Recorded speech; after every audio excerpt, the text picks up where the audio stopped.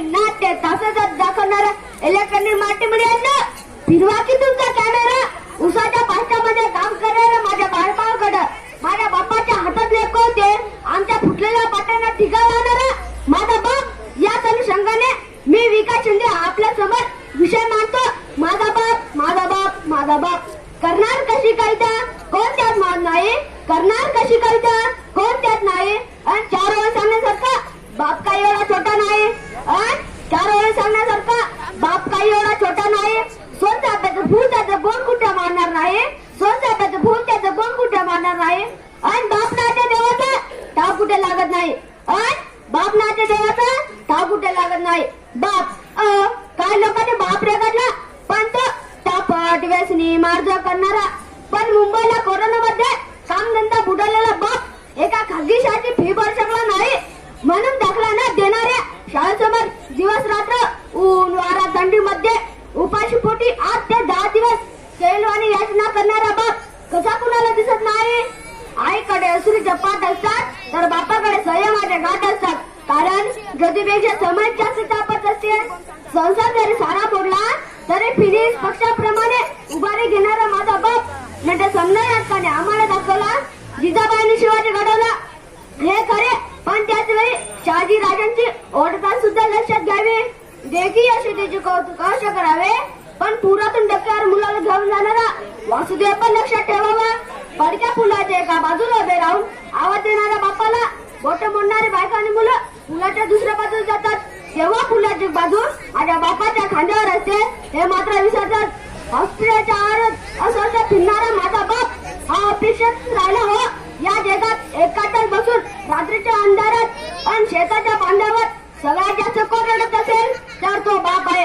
आणि हा बाप समजून घेताना 5 मिनिट शांतना बसणाऱ्यांना ऐका.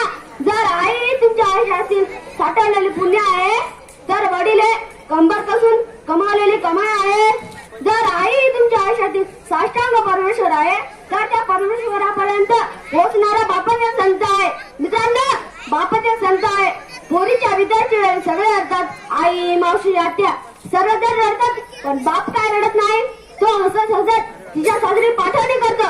आणि त्याच लग्न मंडपात मंडपवाल्याचे पैसे आचार्याचे पैसे घोडेवाल्याचे पैसे बँडवाल्याचे पैसे सर्वांचे पैसे देऊन त्याच मंडपात बाप भिकारी होतो.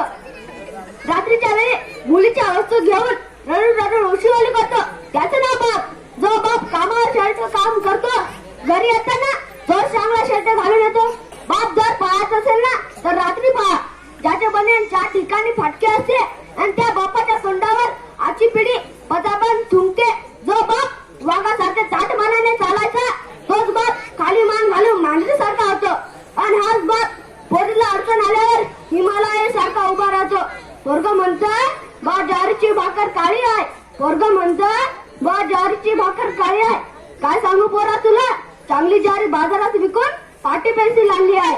हा बाप कसं बरं कुणाला दिसत नाही. सुतळीच्या अहो काय सांगू मातीत जेव्हा नांगराचा फाळ घुसतो ना तेव्हा ती माती नसते माझ्या बापाची छाती असते. माझ्या बापाची छाती असते आणि या छातीत मोती पिकवतात. आणि त्या बापाच्या कष्टाकडे कसं बरं सुमत दुर्लक्ष करतो.